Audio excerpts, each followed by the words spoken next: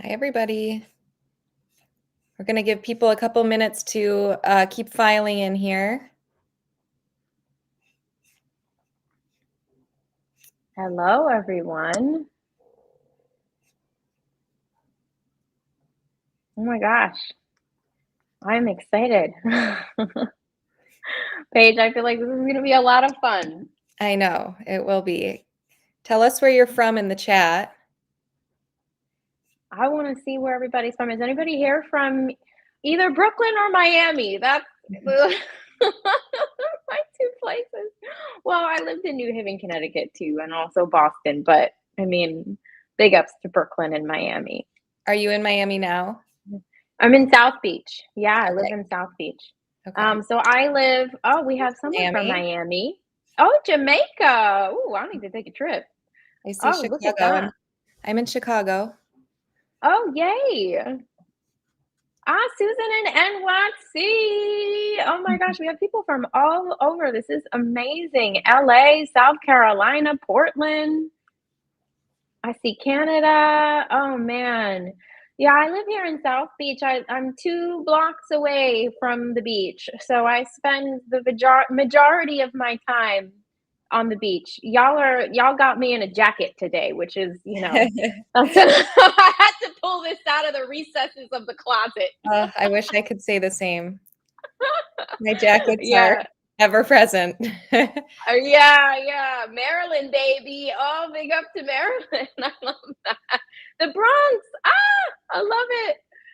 This is so cool. It's amazing to see people from so many different places. Oh my God, New Jersey. It's kind of funny. I moved down to Miami, and all of my friends here in Miami are from New Jersey. That's funny. I have more friends from New Jersey and Miami than I did in New York. Oh my goodness. Oh, Atlanta, hot Atlanta. London. Oh, yay. I visited London a few years ago. I absolutely loved it. Orlando. What? Oh, this is so cool to see. We are so excited to have all you guys. Vegas, baby. Oh, yeah, that's how you got to say Vegas. Vegas, baby. Well, thanks for joining, everybody.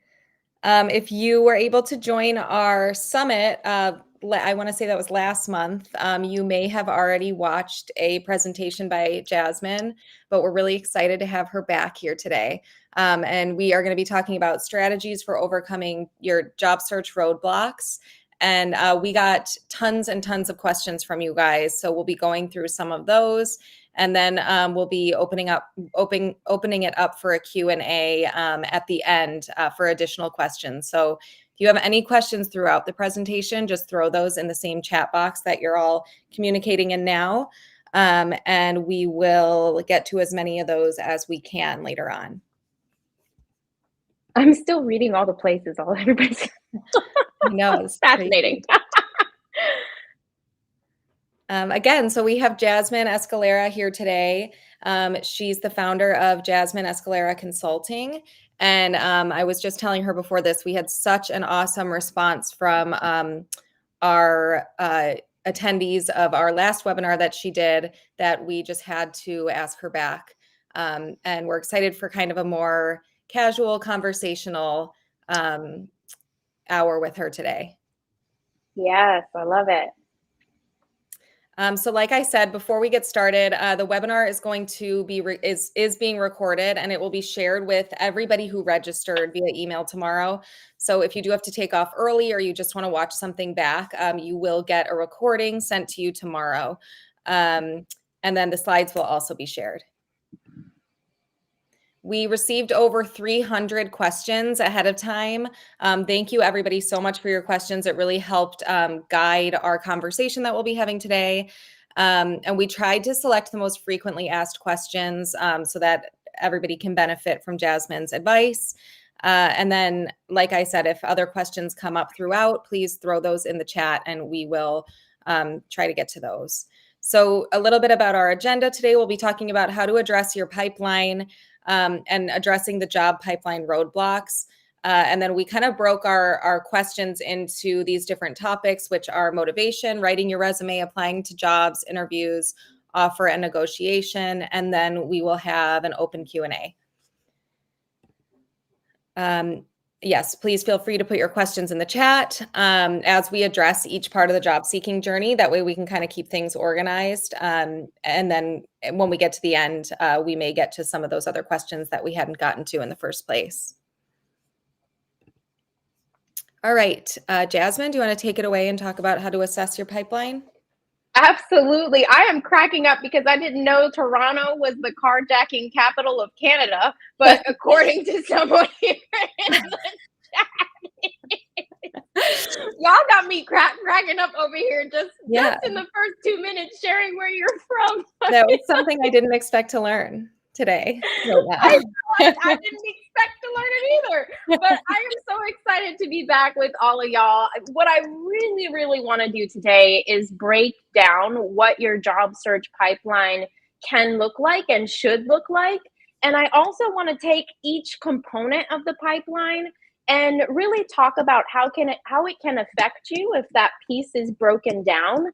And the idea here is that, of course, we want to get you to the offers. So we want to really talk a lot about where the barriers can be and challenges can be. And so as I'm speaking, I will try my best to keep my eyeballs on the chat. So if you have a comment or a question related to what I'm bringing up, please feel free. And the amazing Jobscan team is going to support me in that.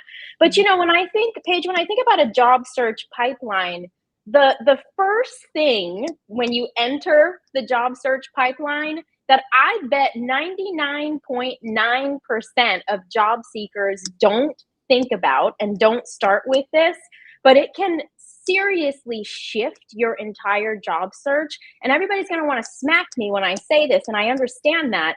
But the first thing you should be thinking about is your mindset. So when we go into the job search, oftentimes, not all times, but oftentimes, we are going into the search either after having been laid off, which can be a very traumatic event, after having, felt like we're not feeling fulfilled in our career, we don't have growth, we're not being paid well, our manager is poo-poo. There's a lot of different reasons why we could be entering into this market, and drop a 1 if you are entering into this market around any of those things. You're recently laid off, you don't feel fulfilled, your company is not taking care of you, you're not in the right job. Like, these are all things that are reasons why we enter the job market, but they can make us enter the job market with a certain kind of mindset, and then thus a certain lens that we're looking at things through. So for example, I work with a lot of women, and we got a lot of ones here. I work with a lot of women who have, who are trying to leave or have left very toxic work environments. And when you are in a toxic workplace, your self-confidence, your value, your the way you see you, the way you see companies, the way you see managers, the way you see team members is actually distorted through the lens of that toxic work environment. So we have to talk about how to even trust themselves, understand their value, rebuild their confidence, understand who they are and that there are great companies out there before we can even throw them in the job market, or else they're going to think everything is shit and there's nothing out there. So you have to start with, where is my brain? Where is my mindset? And when I am stepping into this, how can I step into this from the lens of my value, my experience, my skills, my expertise? All of it is really helping me to create and get the thing that I want. So I want us all to really think about, when we entered into the pipeline, the first thing is, how do I feel about this job search? What do I think about this job market? And how do I feel about myself? Yeah, I think that's great. And that's one of the reasons I love sessions like this, where all of these job seekers from all different places can come together and even get this motivation and positive mindset from each other, just seeing that they're not alone in their job search, that we're all in similar places, even though we might be not physically near each other. Absolutely. Absolutely. And when you are thinking about the job search, one of the most important things is, of course, to have your mind right, but also, as you mentioned, Paige, to get that level of support as Yeah. well. So to really think about, how do I have the support systems around me to really be in this process, which is a very challenging process to be in, and be able to move through it in the most productive way. I actually believe that the job search is one of the hardest things to go through in your career, and the reason is because you have to relinquish a lot of control in this process. The Mhm. only thing you can control is how you present yourself, the brand you present yourself with, the applications you put in. But in terms of how this is going to happen for you and when this is going to happen for you, that is not under your control. And so this process is really challenging. And that's why we're here giving you all of the gems that we can to try to make this a bit easier for you. Now, in terms of your mindset, I think that's the first thing to really think about in terms of the pipeline. What is my mindset? How do I feel about the job search? And how can I really approach this from the standpoint of, I deserve, I deserve what I want, I deserve the job that I would like to have, and come at it from that empowered place. Now, the second part of the pipeline to me is clarity. So you cannot brand yourself for a specific position, meaning create your resume, your LinkedIn profile, your cover letter, until you are very clear around what is that opportunity I am gunning for next. So if you feel as though your resume isn't translating to those opportunities, I would go back and really ask myself, do I know what I am really looking for? And so you can only create the brand when you know the target and when you know what that target market is. So it's essential for you to really understand and be clear around not just the kinds of jobs that you're looking for, but also what are the kinds of companies I want to work for. If you do not want to land in an environment that is unstable or toxic or not going to work for you, you have to focus on the company just as much as you focus on the job. Mhm.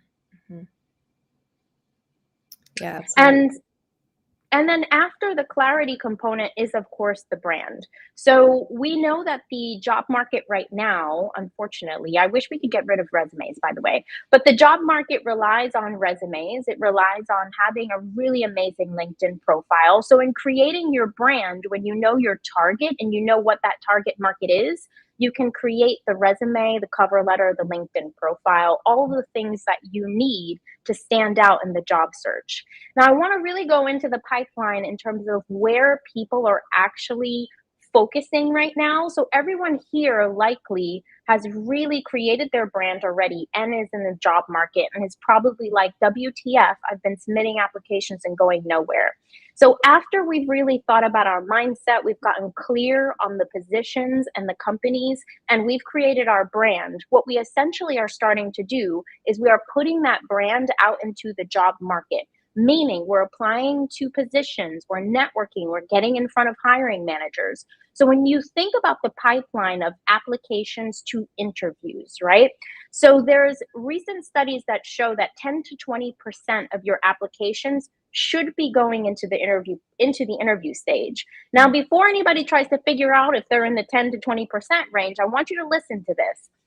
If you are not in the 10 to 20% range, you will know that immediately.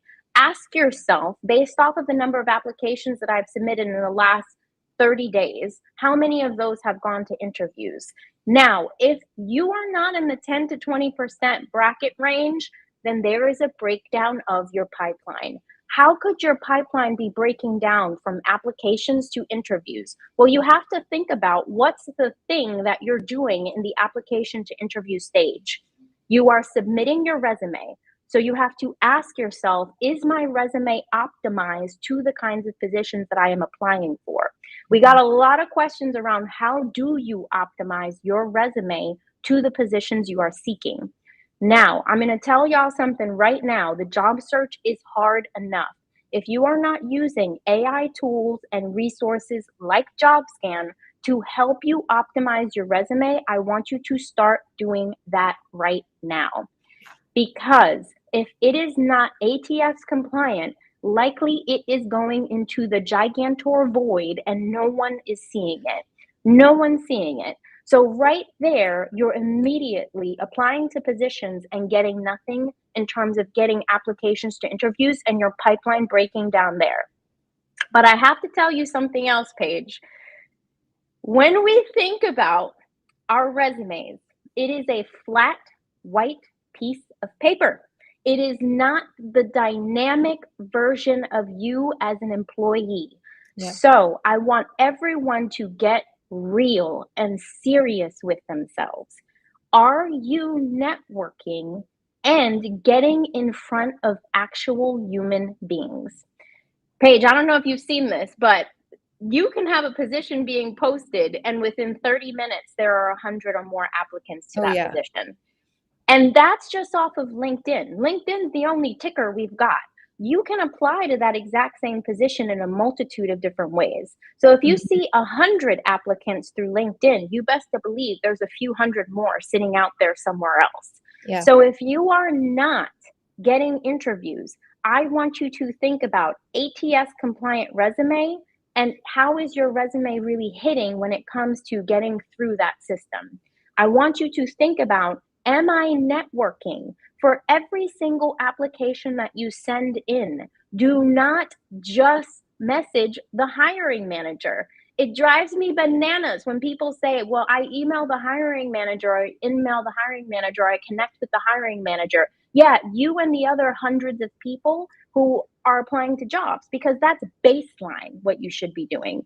So I want you to be thinking about, how do I message the hiring manager? How do I message someone in HR or talent? How can I get in front of someone who might be a team member or a collaborator? How can I get in front of someone who might even be someone that I would be supervising if I had this position? This is something that you have to do. The job market, yes, is flooded. Everybody tells me that. I know, I see it. But if the job market is flooded, then it is you have to be the one to ask yourself, how can I go above and beyond? How can I not just be implementing baseline strategies, but really putting myself out there in a different and unique way? Another really great thing to do if your pipeline is breaking down from applications to interviews is posting on LinkedIn. Show your thought leadership, show who you are, tell your career story, put your brand out there in the world. Just the energy of I'm here and I'm out here can be really, really pivotal. And I also want you to think about, going back to that clarity component, do I understand the market that I am trying to sell myself to? Think of yourself as a business, right? You are a product. You are selling your product, which is your skills, your experience, your service, to a buyer, a company. When you think about that buyer, you need to understand what that buyer's wants, needs, desires, goals, and outcomes are. And if you don't understand that specifically, then it's quite possible that your resume isn't translating because it's not hitting in the right way. So I Mhm. want you all to kind of think about, how can I network? How can I market research? How can I get in front of people? How can I message more than just hiring managers? And also, how can I make sure that this resume is ATS compliant? If you're not getting interviews, those are some strategies to really think about to assess, how can I get more of these moving forward into the interview stage so that I can really showcase who I am and what I'm doing. Yeah. And one of the stats that we always use from the research we've done is that there's an average of 250 applicants for every job that's posted online. So like you said, these hiring managers are just inundated with applications. And Absolutely. the other thing I want to say is just, I see almost all the messages right now coming in the chat are people saying like, I'm definitely not among that 10 to 20%, not within that range. And I want you guys to notice that most of you are not. So that's not something to, feel bad about or feel like you're not, you're falling short necessarily when everybody else is achieving this. So, you all can, take steps to improve that and hopefully get to that 10 to 20% mark. Absolutely. Yeah. So the goal here is just to use a gauge as an assessment. And if you're falling short from that assessment, grace and compassion, always number one. Grace and compassion. This is not an easy process. And then ask yourself, one of the questions I love to ask myself, Paige, a lot is, what am I not doing that I know I should be doing? And typically, internally, we know that there are things we should be doing more of. Many of my clients have a lot of fear around networking, right? It's not going to work. It feels transactional. I don't like asking people for help. There's a lot of trash talk that they're giving themselves around networking. And so they don't do enough of it just because of that mindset. So if you're one of those people, really ask yourself, what am I doing that I know, what am I not doing that I know I should be doing? And how Mhm. can I support myself from a space of love and compassion and knowledge that this isn't the easiest process, but how can I support myself to be able to give myself the opportunity to get what I want? Yeah. And then when you think about this, a lot of people have asked questions about the interviews to offers, right? So I'm getting interviews, but I'm not getting offers. And I hear this a lot, like I'm getting some interviews, blessings, but they're not moving forward into the offer stage. So if your pipeline from interviews to offers is breaking down, I want you to think about what stage of the breakdown is this happening. Because if this is breaking down at the phone screen stage, meaning the very first conversation, then what I would really think about is, how am I talking about my story? So remember that question, that tell me about yourself. How am I connecting the dots of my experience from a high level to what they want, what they need? And also, how am I talking about why I'm the best candidate or fit for the position? And also, why this job and why this company? So Mhm. the phone screen is traditionally just kind of like more global, more high level questions, but they traditionally ask you to tell me about yourself, why this position, why this company. And this is your opportunity to make a globally a really big pitch for why you fit. And so I would be asking myself, is my career story really resonating? Is it hitting? Am I connecting the dots in terms of how I've gone through my career and how this next step is a great transition into what I want to do next? Mhm. And I would also think about, am I really talking about my why in the best way possible? Why am I a great fit? And why this position? I'd also, because in the phone screen, always gets brought up, money gets brought up very, very early. I would also ask myself, how am I addressing and answering the question of what my salary range is? And if I'm even applying to the right positions that fit the range I want. So Okay. those would be the questions that I would ask if my pipeline is breaking down at the phone screen. Now, if my pipeline is breaking down in the interview stage post phone screen, so I've gotten to round one or round two, but I'm not getting the offers, then what I want you to start thinking about is, how are you connecting the dots around how you solve the core and key problems that the company, the hiring manager, and the team have? And are you asking the right questions during the interview process to even assess high level what is the most important problem the company, team, or manager has? And then pitching yourself as being the number one person to help solve that problem. So I Mhm. want everyone, when they're in front of a hiring manager, a team member, someone in leadership, to be asking questions like, what is top of line, the biggest problem you're having right now in moving the organization towards its goals or the team towards its goals? If it's a hiring manager, if I was to start this job tomorrow, what's the number one problem you would want me to solve that I could take off of your plate immediately? And this allows for you to get from the horse's mouth, what are the big problems that are top of mind for everyone that you're meeting?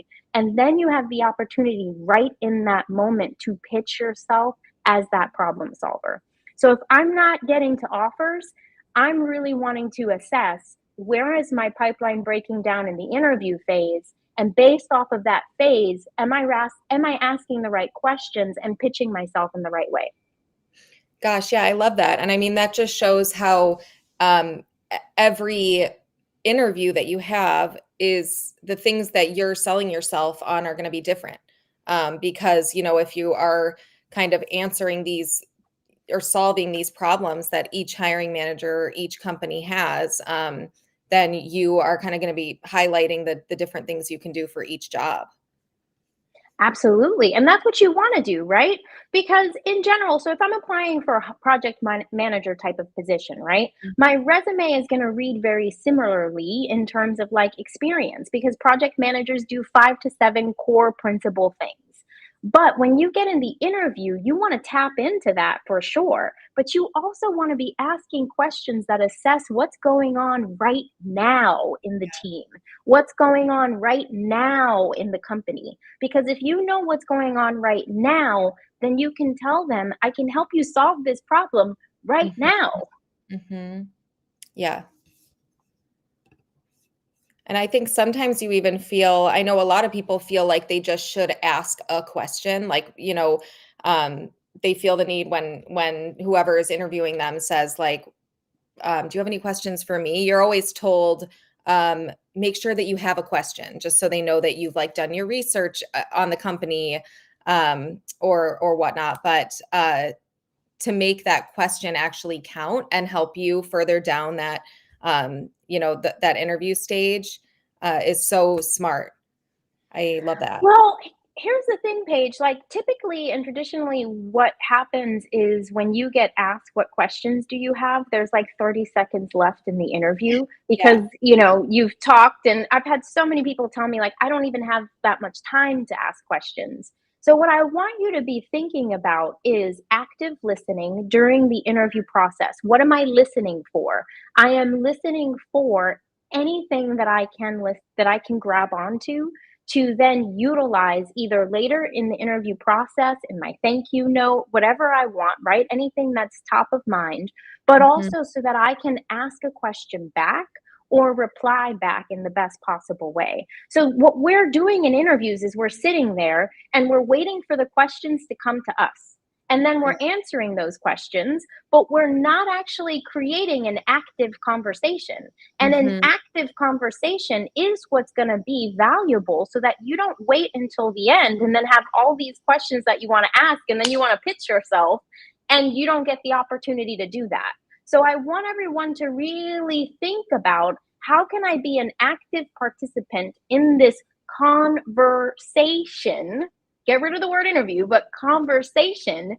And how Yeah. can I be asking questions as I'm answering questions, right? Like, how can I ask questions as well so that I have the opportunity in that moment to capitalize on the time? And I'm not waiting until the time is up and then someone's like, well, I got to go to my next, meeting. So Right. be active, be proactive, and ask questions during the conversation. Mhm. I see somebody is asking, what if you don't have an immediate solution? What if they tell you their problem and you're not quite sure that you can solve it? Does that mean that you're not a fit for the job? Or, um, how would you approach that situation? Yeah, so if someone was to say something completely off the wall, then I would kind of wonder like what the hell are they doing there first? Yeah. Because like if you go for a position, right, and you're going to be a project manager using my project management example, top of mind problems for them should be something that you as a project manager can solve. So if they're telling you something that's out of the scope of the position, I might be a little bit concerned there that they might be asking me to do something that's out of scope of the job. So Mhm. it's not to say that, this is not the right position or it's not the right fit, but I do want you to take these kinds of things, don't take them lightly. Like, think about it because there are a Yeah. lot of positions now that are kind of like throwing everything under the scope, and we don't want that. But if they do tell you something that's top of mind, you can say, like, wow, that's really interesting. So, although I haven't solved that, one thing that is similar that I was able to work on is this. So, you Mhm. can pin it or pitch it over to something that you have that's transferable to that so that you can still at least engage in that conversation. Mhm. And then someone did ask about the pay range question. So I want to kind of address that because the final piece of the pipeline is really getting to the offer, right? But this conversation around salary will come up very, very early. And I mentioned that in the phone screen, if your pipeline's breaking down at the phone screen, you and the job may be off in terms of salary range because that will be asked then. What I like to do if I get asked really early in the process around salary is I like to punt it back to them and ask, what do you have designated for this position or role? Now, that Mm. doesn't mean that they're going to tell you. I wish that they would always, but that doesn't mean that that's the case. So if they punt it back to you and say, oh, we really need to know your range in order to move forward, I don't really like to give ranges, because don't be so shocked or surprised if when you get to the offer phase, now they know your range. They're going to Right. pin you on the lower end, or they're going to try to pitch you on the lower end so that they can still get you in your range. So I like to really say something like, based off of networking conversations, salary research, and my expertise, I'm looking for X. And I'm very excited to learn more about the position and the opportunity, and to talk more about salary as we get to the offer stage. Mm-hmm. And if they do give you a range or give you a number, do you how often do you think that's an honest number? Do you think that's usually the lower end of what they're able to offer? And that's based off of the integrity of the company. Yeah. I would love to say that, like, all companies are, have integrity, but that's not always the case. So Mhm. what I will say though is that there's always money. So what I Yeah. will say is, and this is just the way the hiring process goes, but traditionally your offer will be lower than what they have designated, because they are expecting for you to negotiate. So they will start on the lower end with the expectation that you'll negotiate, which is why it is so incredibly important to negotiate. Okay. So that's what I have in terms of the pipeline. So the most important part is to enter the pipeline with a solid mindset, get clear on the jobs and companies you're looking for. Then you can create your brand, your resume, your cover letter, your LinkedIn. Use AI tools like Jobscan to really be able to get past the ATS system. If you have a breakdown in your applications to interviews, you really want to assess, is my resume hitting it? Is my resume getting through the ATS? Using tools like, again, JobScan and other AI tools. You want to think about, do you know your market the right way? And is your brand really projecting your market? And you want to think concisely about, am I getting in front of humans, right? Like, are people really seeing my resume? Because this market is flooded, and just relying on a resume is not going to get it. And if you're breaking down from interviews to offers, assess what part of the interview stage you're breaking down. If it's very early, like phone screens, you want to think about your career story, your interview story, how you're projecting your story, and your why. And then you really want to think about, if you're in the later stage of interviews, you want to really be considerate around, am I understanding the problems, and am I showing myself as the best solution driver for those problems? Yeah. Awesome. Well, I know we wanna get to some of the questions that Yeah, let's people do asked it. us ahead of time to start, and then, we've got a good 30 minutes here, so hopefully we can get to some additional questions too. Yes. All right. So, this came up a lot, the topic of motivation and just how to deal with job Uh, search burnout. yeah, Uh, yeah. This goes, my heart breaks for anyone who has this story, and I want to show so much support for everyone who has this story, because I saw a few of you kind of saying something very similar. Like, I've applied to hundreds of jobs and I've gotten, nothing, or I've gotten very bare minimum. Believe me, you're in the right space, because you're in a space where many people are feeling the same thing. So, support going out to you. In terms of dealing with job search burnout, there's a few things here that I want you to be thoughtful of. So, first off, when you think about the motivation to keep going, I want you to always, always think about why you're doing this, right? You're doing this because you want to advance your career. You're doing this because you want to get in the right company. You're doing this because you want to provide financial security and stability to your family. Really being connected and grounded to your why can help you with motivation. But motivation is also drawn upon by belief. So if you have been applying to 400 to 500 jobs or hundreds of jobs, and you haven't been able to get out of this cycle yet, likely your belief in self, the process, the job search is really taking a hit. And I want you to think about, how can I build back that belief system, or how can I build back my belief in self, right? How can I see my value and be connected to that value each and every day? And then I want you to think about the process that we talked about. Okay, so if I've applied to 400 to 500 applications, how many people have you networked with? Because if you're networking with 5, 6, or 7 people in all of those applications, like, that should be what the process is looking like. And if you haven't, no worries. Now you know 500 companies that fit the criteria and fit the type of company that hire you.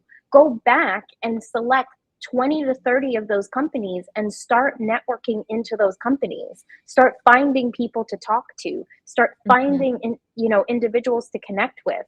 I'd also go back to the last 50 to 60 of those applications and re-loop back, because the job search process takes a very long time now. It's taking much longer to secure positions and roles, even from the company's perspective. So I would go back and connect back with those hiring managers. I would connect back with those recruiters, and I would really assess, how can I take advantage of the work that I've already done here and see how I can get this moving. Now, the other thing that I want you to think about, because this is very similar to like getting ghosted, right? So I've submitted all these other applications and I've heard nothing, or I've gone through the job search interview process and I've heard nothing. I've gotten ghosted. One of the things that I really want you to do is, if you connect with someone during the job search for a particular application that you've submitted, make sure that you're keeping those individuals posted on your process. Make sure that if you interview with someone, you, at the bare minimum, ask if you can have their direct contact information, link up with them on LinkedIn, and tap in with them regularly. So if you're dealing with this, I would take a step back, take a breather, work on tending to yourself, think about your why, think about how you can sort of change up the strategy a little bit based off of some of the things that we discussed. Go back to some of these positions to see if you can tap in with some of these hiring managers, some of these people you've networked with, and really utilize your time to the max about getting in front of people. Because you've submitted enough applications. Now I would want to be getting in front of people. Yeah, and so many people are saying that they are among the job seekers that have applied for 400 or 500 jobs. So I don't know how helpful or encouraging it is to hear this, but you're not alone. There are so many of you that are in the same position, and you're in the right place. Yeah, absolutely. I think, Jasmine, if you're ready, we can move on a little bit to writing your resume.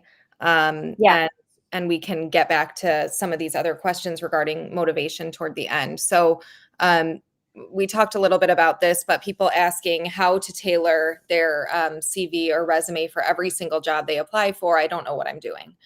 What do you have to say about that? What I would really do, and what I would kind of think about, is, of course, using Jobscan and these kinds of tools to find the keywords and get the keywords in there so you can be ATS compliant.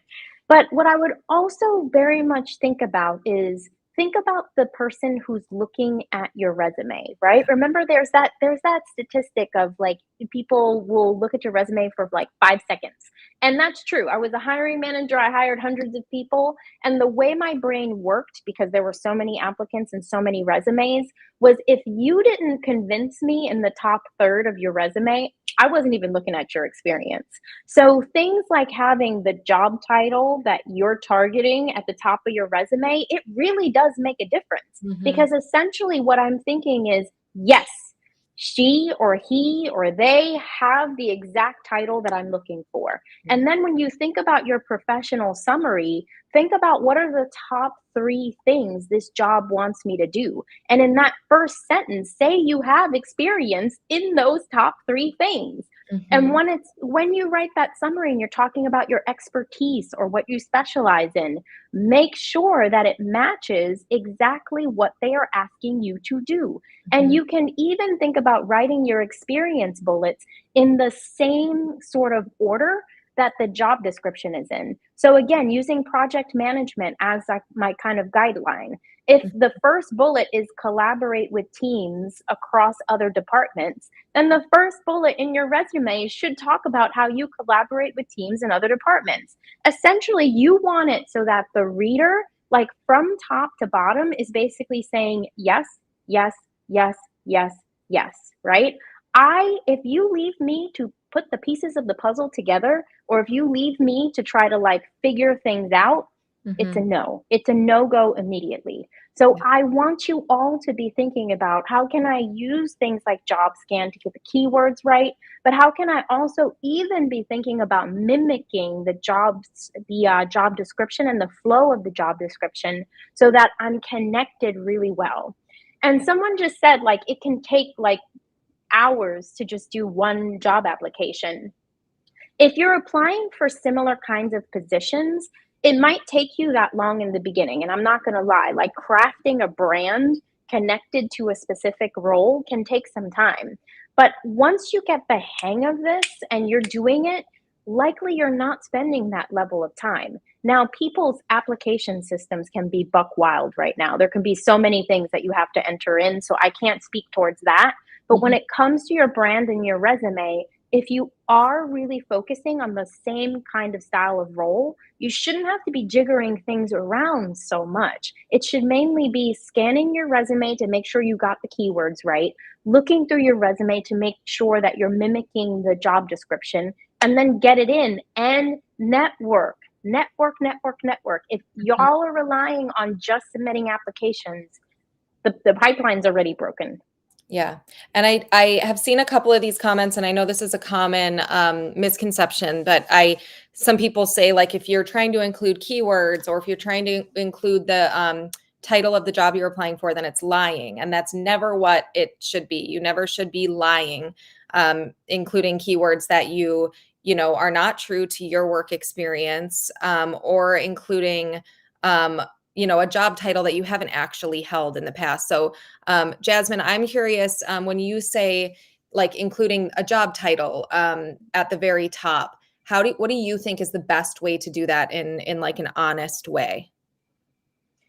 Yeah, so I would ask yourself, like, am I applying to the right positions? Yeah. Because if your experience doesn't match the job Mhm. title that you're applying for, then there's a discrepancy there already. Right. So now if you're making a career switch or a career transition, you really want to think about how that title on the top of your resume is reflective of your transferable skills and the experience that matches the position you want next.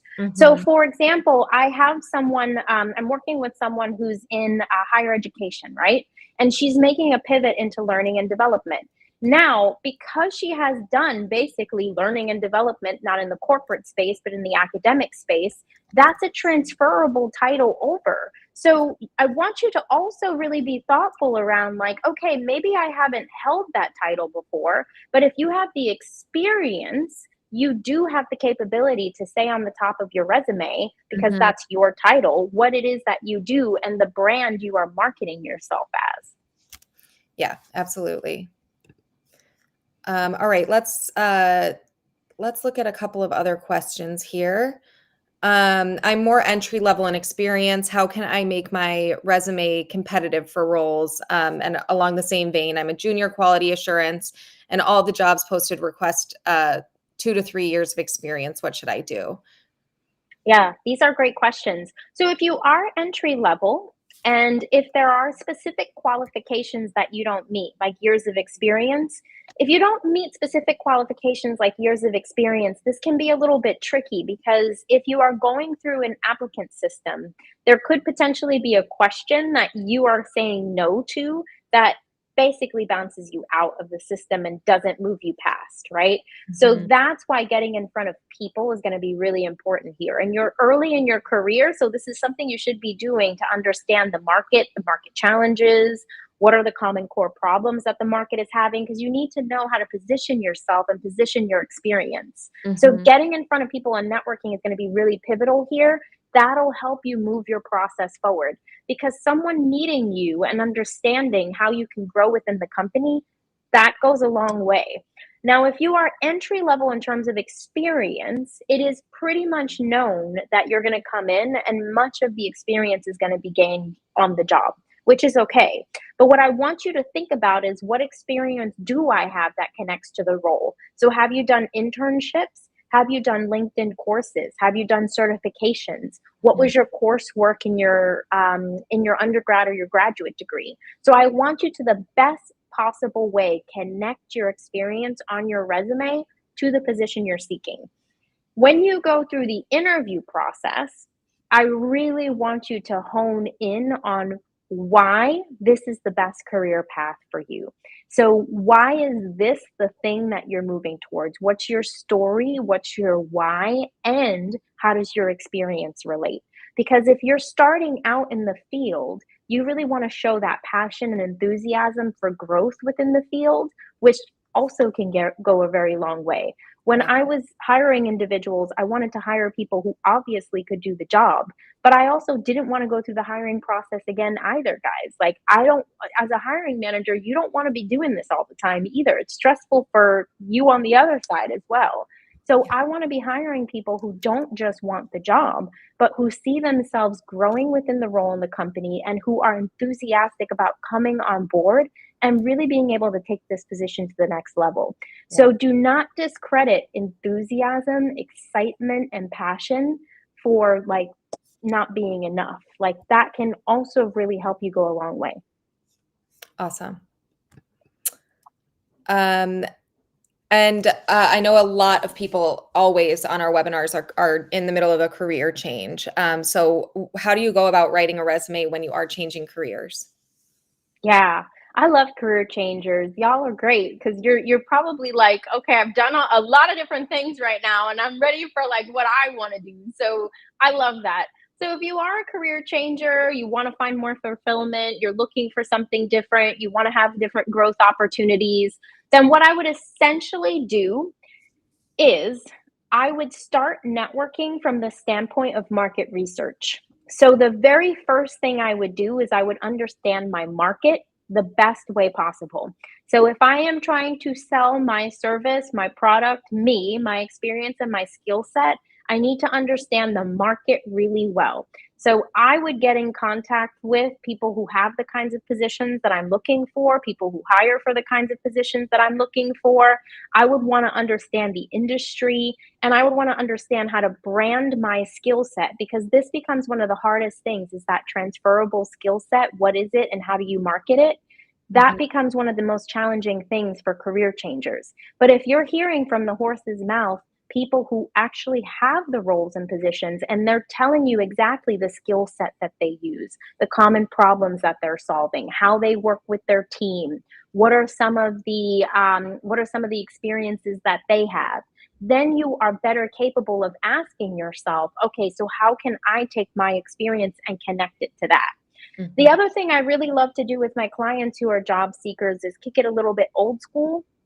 So I like to take 3 to 5 different job descriptions and look across those different job descriptions and try to find the patterns. What are the things that these jobs are really calling out in terms of, you need to do this thing if you have this job? And then I put that into an Excel spreadsheet where column A is, let's say, 5 or 6 different things that these positions have in common. And then column B becomes, what's your story around how you have done that thing in some kind of way? Now, if you have that story, then you're capable of inserting that story into something like ChatGPT and asking it to help you craft a resume bullet, but then also asking it to help you craft an interview response. And these will baseline give you the opportunity to just start working on your brand. And then you can craft and tailor it from there. So, again, use the tools and resources that are available to you guys, because this is going to be really helpful. You want to try to make this process as easy as you can moving forward. Mhm. Awesome. We do only have like 15 minutes left, so I'm just going to zoom through these as much as I can. On the topic of applying to jobs, people saying I'm simply not getting interviews and I don't know what I'm doing wrong. And then how to improve your application when you aren't getting any feedback. And I know I went through most of the questions that everybody submitted, and I saw this a lot. Just what do you do when you don't know what you're not doing right. Yeah, absolutely. So let's kind of break this down. So in terms of not getting interviews, I would go back to what we talked about in the pipeline. So if you're not getting interviews, then I would really think about, is your resume ATS compliant and getting through the ATS system? I would think about, are you really concise on who you're targeting, and is your brand showcasing that? And I Mhm. would also think about getting in front of people, right? Getting in front of actual humans. Now, how do you improve your application when you aren't getting feedback? This is where your network can be of a big advantage to you too, right? So if you are in this process and you're building career supporters, people who are supporting you through this process that you're going through, I would ask them to look through your resume and to see if they have anything that they are particularly looking at and might call out. So I would look for support from others. I would make sure that so this is one thing that I make all of my clients do is I would practice your interview skills. Like I would practice interview questions, recording myself so I can listen back, and I would actually assess myself. What am I doing right? What might I want to change? Are these the right stories? Am I telling the story the right way? Am I giving good examples? Is this really hitting? And the other thing that you can do is you can ask for the feedback, but a lot of companies don't give it, but you can also ask for the feedback in the moment. So one of the questions that a lot of my clients do use, and it's not to say that it always works, but it actually has gotten them some interesting results, is right in the interview asking the hiring manager, is there a reason why you wouldn't move forward with me in the process? And getting that information right there can help you to then pivot and say, oh, thank you so much for that feedback. I didn't have the opportunity to really talk about that specific experience. So is it okay if I give you a little bit of a story around how I was capable of doing that? Mhm. So that's something you can do as well. So I would say use your network for support. Do the things that you can to assess yourself. Record yourself practicing interview questions. Ask yourself during this process that question of, am I doing everything that I can, or am I stopping myself or blocking myself? I would Mhm. create job search pods. Like there are thousands of you here today, so really connecting with other job seekers is incredibly helpful too, because you can practice together, you can give each other feedback. So I would be going above and beyond to try to see how I can get the feedback, even if it isn't coming directly from the application process. Mhm. Awesome. I know one of the topics that people want to get to is interviews. So maybe uh, let's definitely talk about gaps in employment because I know that that's a big one, and then we can move over to interviews. So, how do you explain large gaps in employment, and at what stage should you talk about those gaps in employment? I know people tend to think that it's unusual to have gaps in employment, and that is not the case. So I'm sure so many of you here can relate to this question.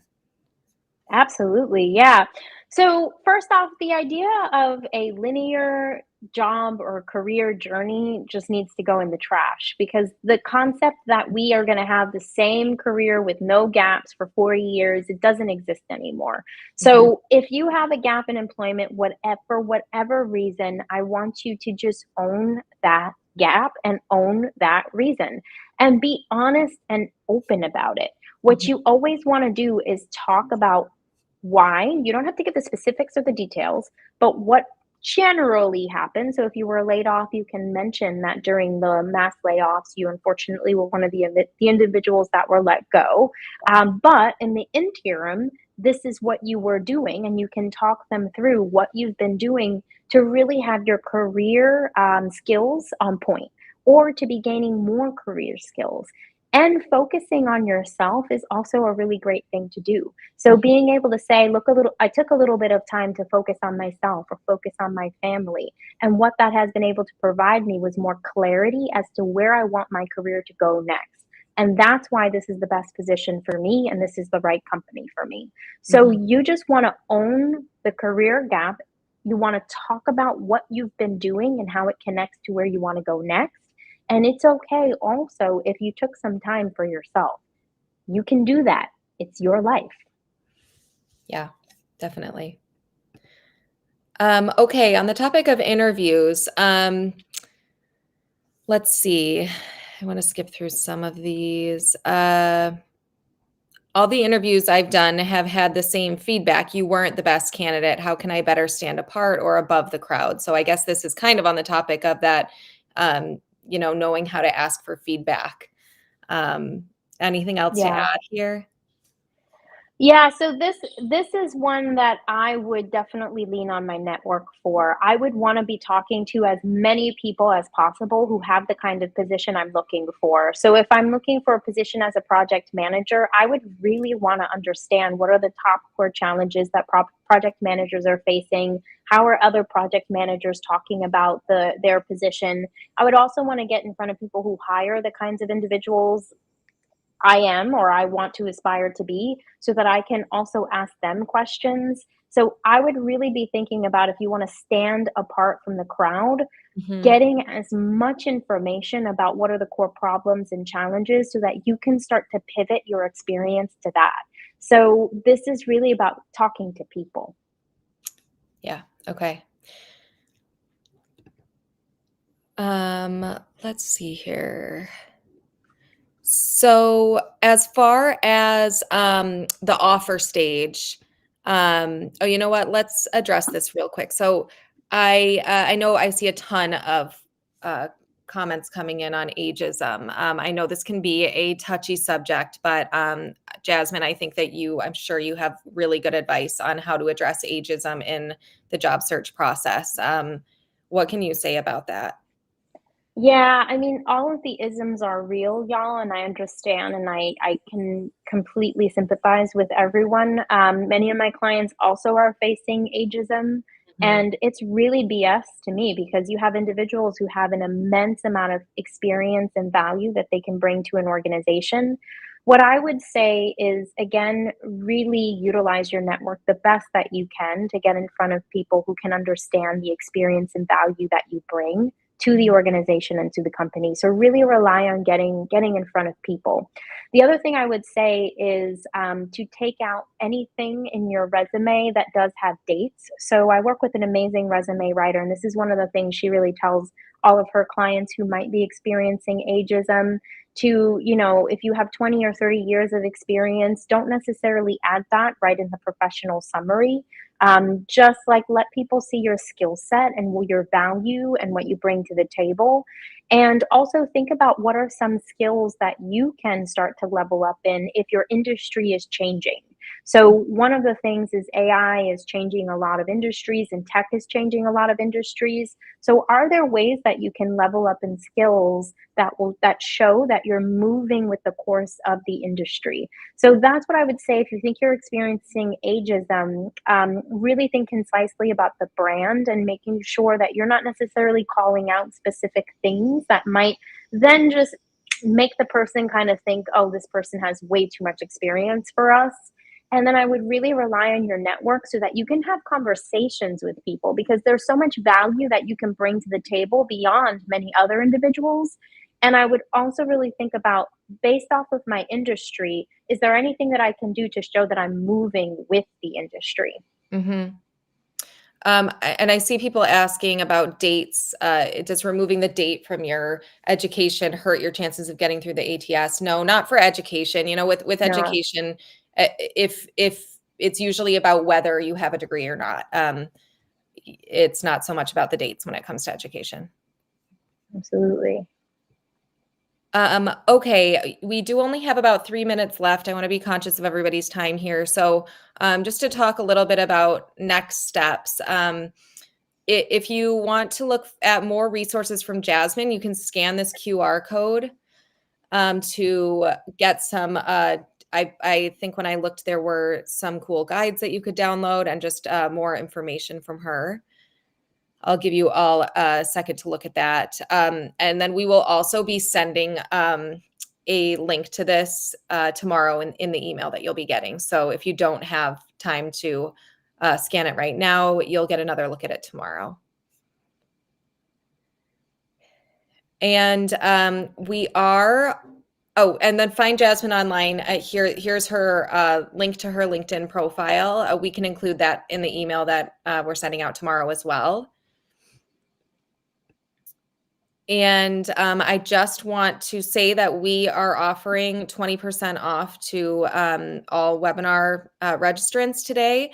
So you can get 20% off Jobscan Premium if you sign up through this link here. This also will be included in the email tomorrow. So don't feel like you have to rush to click on it now. And this is 20% off for every billing cycle. So not just the first time, but every time you renew your subscription, you'll get 20% off. Yeah. And I think, one of the things I just want to say, Paige, is when it comes to the resume and really being able to make sure your resume is ATS compliant, the ATS really is, I think, the bane of every job seeker's existence. And so really, truly, guys, using tools like Jobscan, please use any resource that you can get your hands on to make this an easier process. Yeah. Because it's a tough market as it is, as we all know. So the more that you can help yourself, make sure you do it. Yeah, absolutely. Thank you so much, Jasmine. I'm always surprised when I still have things to learn after being at Jobscan so long, and I did learn so much from you. Thank you, everybody, for being a part of this conversation, and we hope to see you soon. Thanks, everyone.